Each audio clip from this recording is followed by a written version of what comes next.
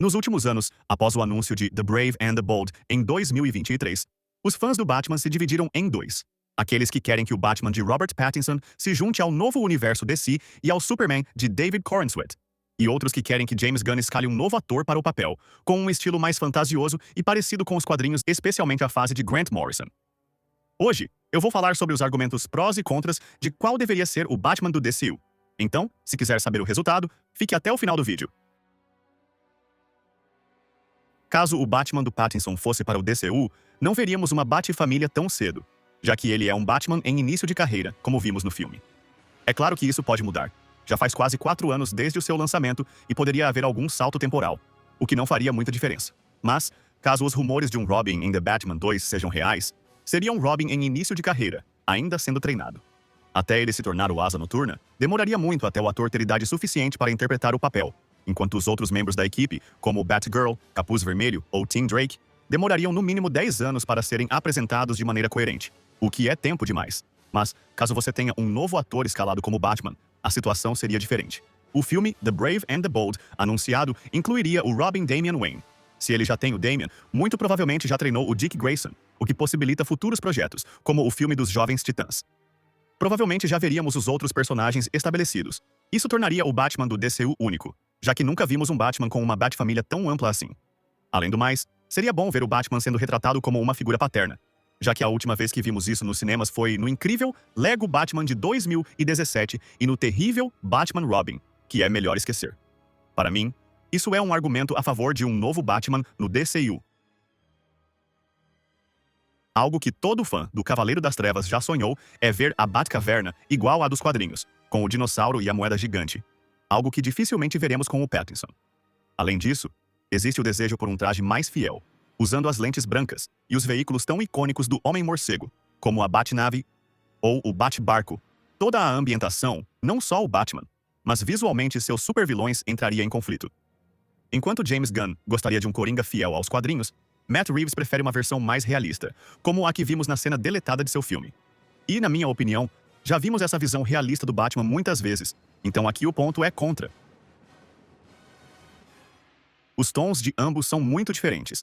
Enquanto o Superman de David Corenswet é colorido e tem um tom esperançoso, o filme de Pattinson é sombrio e realista. Admito que é meio difícil imaginar o Pattinson se passando no mesmo universo do Pacificador. São coisas muito diferentes, mas isso não é um argumento necessariamente ruim, já que nos quadrinhos vemos algo parecido. Ambos têm atmosferas diferentes. Enquanto Gotham é escura e sombria e o Batman costuma enfrentar palhaços loucos, mafiosos ou até monstros, o Superman costuma lidar com invasões alienígenas, robôs de Lex Luthor ou conflitos geopolíticos.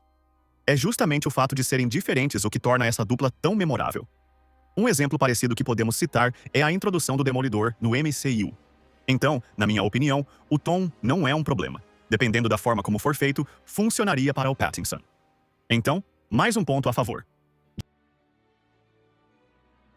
A inserção do Batman de Pattinson entraria em conflito com o universo de Matt Reeves, que não foi planejado para interagir com personagens como o Superman, Mulher Maravilha ou qualquer outro. Além disso, uma das promessas de James Gunn foi dar liberdade criativa aos seus autores. Por isso, ele estabeleceu o selo Elseworlds para histórias que não se encaixam no DCU, como o filme do Coringa, por exemplo. Isso significa que não veríamos a interferência do estúdio, algo que aconteceu com Zack Snyder quando, após o fracasso de Batman vs Superman, a DC frequentemente pedia por mudanças em suas obras, tornando tudo uma bagunça ainda maior. Um ponto contra, pois estaria interferindo no projeto de Matt Reeves. Com certeza, se víssemos um encontro desses no cinema, seria um sucesso. Afinal, o Batman de Pattinson fez 772 milhões de dólares em bilheteria, sendo um sucesso total. Independentemente de as pessoas serem contra ou não a essa escolha, as pessoas iriam ao cinema com certeza. Além disso, o Pattinson já se tornou o Batman favorito de muita gente. Alguns consideram até o Batman definitivo. Mas caso a DC realmente fizesse isso, o que aconteceria caso esse encontro desse errado como o Batman vs Superman, que resultou em fracasso total? Isso seria um risco enorme para ambas as franquias, causando até uma possível reescalação de atores. Mas eu acho que seria improvável um filme desses ir mal no público ou bilheteria. Um ponto a favor de Pattinson. Se Pattinson se mantiver em seu universo e James Gunn colocar outro ator no papel, isso poderia causar uma confusão para o público que não é ligado nos quadrinhos, já que nunca vimos isso antes. Um personagem tendo duas versões diferentes nos cinemas ao mesmo tempo. Vimos algo parecido com o Flash. Grant Gustin e Ezra Miller eram o Flash ao mesmo tempo. Mas o caso era diferente, já que um era para a série de TV e outro para os cinemas. Mas para mim, isso não é sinceramente um problema. O James Gunn já falou sobre esse assunto em entrevistas. O Batman é um personagem que já tem várias versões desde a década de 40. O público consegue compreender que esse personagem tem diferentes versões. Em Homem-Aranha, Sem Volta para Casa, onde vimos 3 versões do personagem, o público conseguiu assimilar isso. É claro que o caso é diferente aqui, mas não acho que isso seja um problema. Agora, o que pode ser um problema é a comparação entre os personagens. Isso dividiria o público. Os a favor e os contra o Pattinson, outros contra o novo ator. Isso causaria inúmeras discussões e comparações de qual é o melhor deles e qual é o ruim. Isso costuma acontecer com frequência quando trocam atores que ficaram muito marcantes no papel, como Andrew Garfield, de Homem-Aranha. E quando trocarem o ator do Wolverine, vai ser um trabalho muito difícil. Isso com certeza é um argumento a favor do Pattinson. E olha só que loucura, deu um empate.